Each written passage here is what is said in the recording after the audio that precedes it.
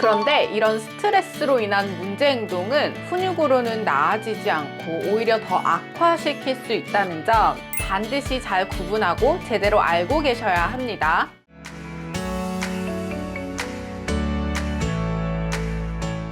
네, 안녕하세요. 이민주 육아상담소 이민주입니다.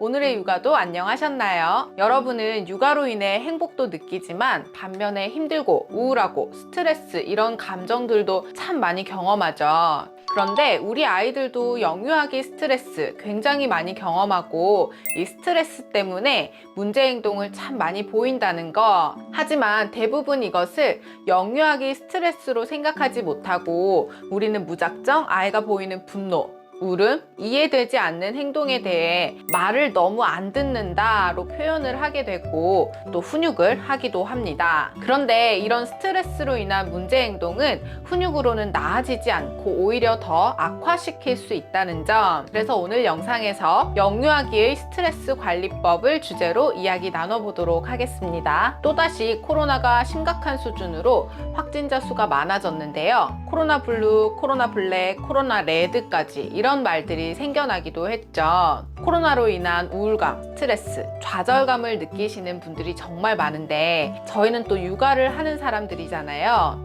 아이와 온종일 집에서 쉬는 주말에도 집에서 또 날씨가 좋아도 집에서 보내는 시간이 대부분이다 보니 아이도 부모도 스트레스를 받을 수밖에 없고 또 그 한계를 느끼기도 합니다. 스트레스를 받을 때 코르티솔이라는 호르몬이 분비되는데 사실 이 스트레스라고 하는 것은 사람이 태어나면서부터 누구나 환경에 적응하고 살아가는 동안 경험하는 것이고 또 살아감에 있어 어느 정도의 스트레스는 존재할 수밖에 없기 때문에 이를 어떻게 받아들이고 또 잘 대처해 나가는지가 매우 중요합니다. 마찬가지로 우리 아이들도 태어나면서부터 스트레스를 경험하게 되는데 일상적인 어느 정도의 스트레스를 넘어 아이가 생활하는 환경에서 너무 과도한 스트레스를 받게 되면 아이들은 이 스트레스를 관리하지 못하고 또 적절하게 해소하거나 나 너무 힘들어요, 나 너무 스트레스를 받아요 이렇게 인식하고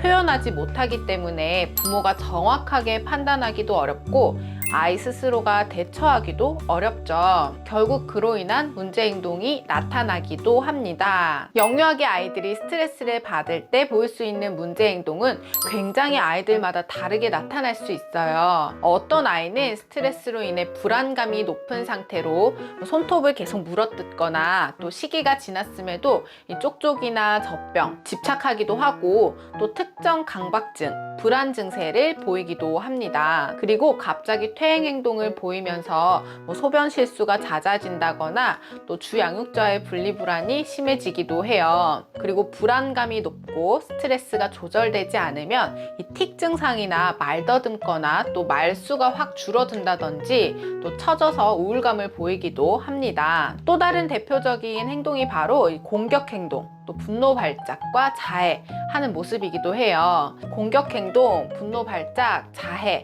말이 무서워 보이기도 하지만 소리를 지르거나 물건을 던지거나 또 때리고 물고 꼬집고 하는 행동들이 모두 공격 행동에 해당될 수 있고 또 분노 발작 또한 아이가 자신의 요구가 충족되지 않을 때에 나타나는 분노의 폭발적인 반응을 말합니다. 바닥에 뒹굴어 날뛰거나 울부짖거나 물건을 던지거나 발로 차거나 또 분노 표출을 강하게 하는 모습을 말합니다. 자해 같은 경우도 생각보다 많은 부모님들이 걱정하고 또 고민하는 부분이기도 해요. 댓글에서도 어떻게 대처해야 하는지 정말 많이 물어보시더라고요. 아이가 어떤 이유에서 자신의 신체를 때리거나 물거나 긁거나 또 머리를 벽이나 바닥에 쿵쿵 박거나 이런 행동을 하는데요. 이는 스트레스가 많을 때, 또 부정적인 감정을 표출할 때, 또는 관심을 요구할 때 이런 여러 가지 이유들이 있을 수 있는데 먼저 그 원인을 파악하고 원인에 따라서 대처할 수 있도록 해서 자해 행동을 멈출 수 있게 도와주어야 합니다. 첫 번째로 스트레스가 많은 경우에는 스트레스 주는 환경이나 자극을 해결해 주어야 하고, 또 두 번째, 부정적인 감정을 표현하는 거라면 누구나 화가 나고 속상하고 또 분노하는 감정을 느낄 수 있지만 그 표현법을 잘 알려줄 수 있어야 해요. 흔히 우리가 실수하는 부분이 아이가 느끼는 감정을 표현하는 것이 미숙해서 보이는 어떤 행동인데 자꾸만 눈에 보이는 그 행동만을 가지고 훈육을 하거나 제지를 하는 경우가 많아요. 그런데 부정적인 감정을 느끼는 것은 너무 자연스럽고 당연하게 느낄 수 있는 잘못된 것이 아니기 때문에 아이가 느끼는 부정적인 행동은 정말 잘 공감해 주시고 누구나 느낄 수 있는 감정이다 라는 것을 알려주시되 자기 몸을 아프게 하는 것이 아니라 나 너무 화가 났어, 나 지금 너무 속상해 등 이런 언어로 잘 표현하고 전달할 수 있도록 해주어야 합니다. 단 아이가 언어로 표현할 때는 여러분이 관심을 보이고 또 수용해주고 또 잘 해결해 나갈 수 있게 반응해주는 것이 중요해요. 그 과정을 무시하고 외면하면 결국 또 관심을 받기 위해 자해하는 것으로 표현할 수 있습니다. 관련해서 자해는 대부분 관심을 요구하는 표현이라고 볼 수 있어요. 그래서 아이의 감정을 잘 공감해주고 아이가 자해하지 않을 때 멈추었을 때 그 표현법을 알려주되 자해를 하는 상황에서는 최대한 관심을 주지 않는 것이 좋아요.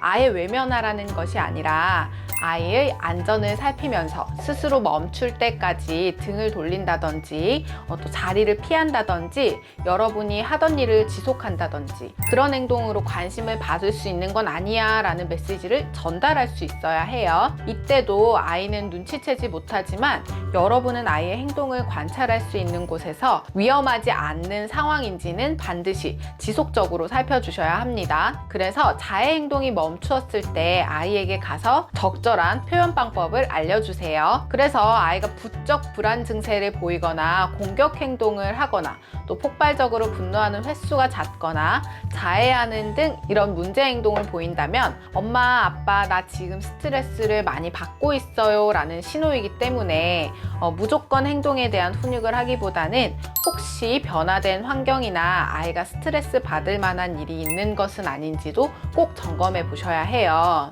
아이들은 기질에 따라서 아주 작은 변화에도 스트레스를 받을 수 있어요.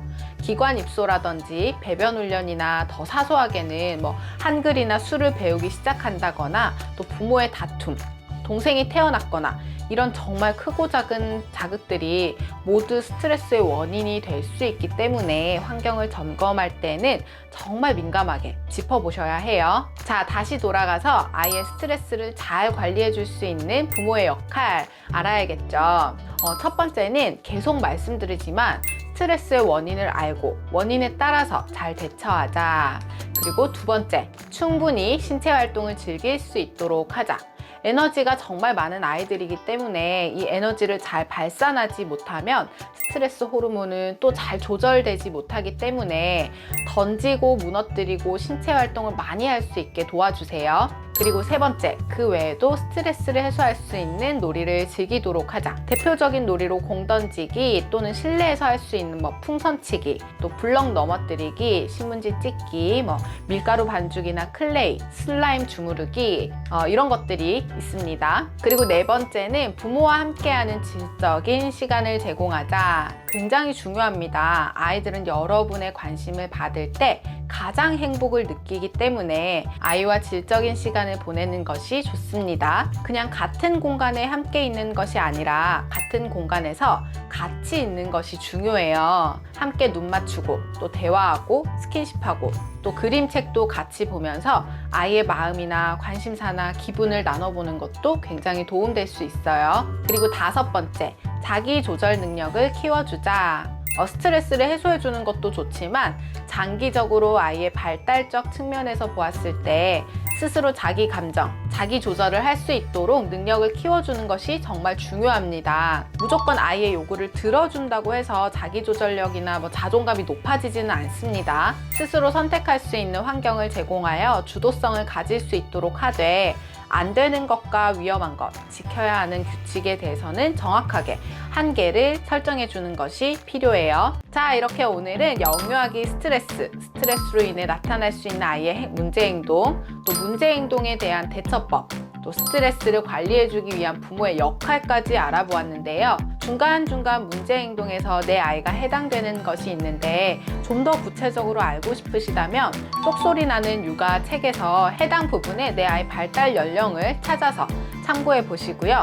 오늘 영상도 도움되셨으면 좋겠고 저는 다음 시간에 또 만나요. 안녕.